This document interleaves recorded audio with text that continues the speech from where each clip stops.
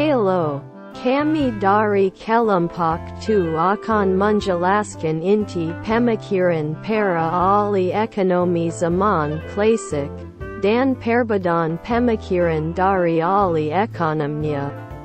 Adam Smith, dalam masalah kebijakan fiskal, Smith mendukung adanya anggaran berimbang dan menentang adanya utang publik yang besar. Dia mendukung privatisasi penjualan sebagai cara untuk menaikkan pendapatan dan menciptakan kemakmuran. Smith menentang teori kuantitas uang oleh Irving Fisher yang menyatakan bahwa tingkat harga akan naik atau turun sebanding dengan perubahan dalam persediaan uang. Dalam tulisannya yang berjudul Digression on Silver, Smith menunjukkan bahwa tentang harga yang bervarian ketika persediaan perak meningkat. Dalam hal perdagangan internasional, Smith membela perdagangan besar dan pasar bebas, sehingga karena kebebasan alamiahnya dan pendapatannya tentang sistem usaha bebas yang kompetitif yang mengatur diri sendiri dan pemerintah yang terbatas. Jean Baptiste adalah pendukung utama pemikiran Adam Smith tentang sistem ekonomi, kebebasan alamiah, dan pembatasan campur tangan pemerintah, dan juga sependapat dengan konsep kapitalisme laissez-faire. Sumbangan pemikiran Jean Baptiste: yang pertama, penyusunan teori berdasarkan fakta dan observasi. Yang kedua, menyusun teori utilitas subjektif sebagai pengganti teori nilai kerja. Yang ketiga, dia menciptakan istilah entrepreneur yang kini menjadi kata modern dalam ekonomi dan bisnis. Dan C, memang kenyataannya adalah seorang entrepreneur. Yang keempat, hukum pasar C, yaitu sebuah teori ekonomi makro klasik yang menitik beratkan pada produksi, perdagangan, dan tabungan sebagai kunci bagi pertumbuhan ekonomi yang lebih tinggi. Inti pemikiran David Ricardo. David Ricardo berpendapat sistem moneter harus menggunakan standar nilai tukar emas.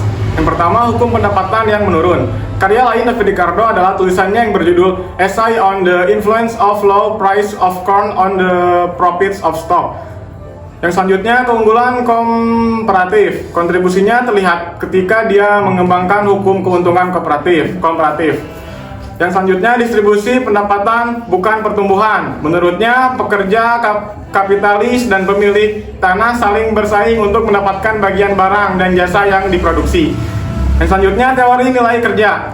Nilai tukar suatu barang ditentukan oleh ongkos yang perlu dikeluarkan untuk menghasilkan suatu barang.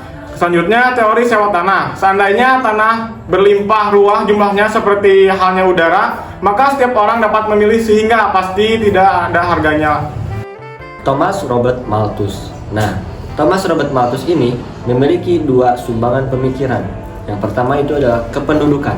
Dalam bukunya Essay on Population, Malthus menuliskan tentang yang pertama, populasi manusia cenderung bertambah sesuai dengan deret ukur atau secara geometri yang bisa disebut 1, 2, 4, 8, 16, 32. Nah, yang kedua, sedangkan untuk produksi makanan, kita yang bisa disebut dengan sumber daya alam cenderung bertambah menurut deret hitung atau secara aritmatika yang kita bisa disebut 1, 2, 3, 4, 5, 6. Lalu sehingga yang terjadi adalah krisis di mana sumber daya alam tidak bisa memenuhi kebutuhan manusia yang terus bertambah.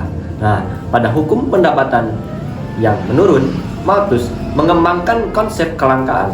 Menurutnya, sarana-sarana untuk mendukung kehidupan manusia itu terbatas oleh sumber daya alam, terutama tanah. John Stuart Mill, inti pemikirannya diantaranya yaitu yang pertama, utilitarianisme. Universalisme etis merupakan konsep utilitarian yang mengedepankan kebahagiaan orang lain. Prinsip tersebut memang cukup relevan dalam aktivitas ekonomi. Selain Mill menerima pasar bebas konsep dari Adam Smith, namun usaha untuk memperhatikan kebahagiaan orang lain dalam persaingan ekonomi pasar menjadi tujuan Mill tersendiri. Yang selanjutnya yaitu dalam ekonomi dan politik. Dalam karyanya Principle of Political Economy yang terbit pada tahun 1848, Mill menuliskan tentang masalah produksi yang merupakan bagian dari kegiatan ekonomi dalam hal pemenuhan kebutuhan masyarakat dan keinginan pasar. Perbedaan inti pemikiran tokoh-tokoh ekonomi klasik antara lain yaitu yang pertama, pemikiran J.B. Say yaitu entrepreneur berbeda dengan Smith yang seorang ekonom tapi tidak pernah menjalankan suatu bisnis.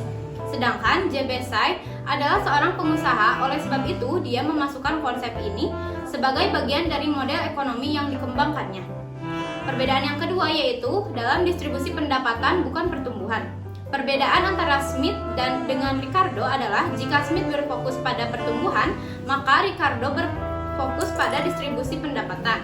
Perbedaan yang ketiga adalah dalam teori nilai. Kalau Smith telah beralih dari teori biaya tenaga kerja dalam menjelaskan harga relatif yang statis, sedangkan Ricardo menjelaskan harga relatif yang dinamis. Hahaha.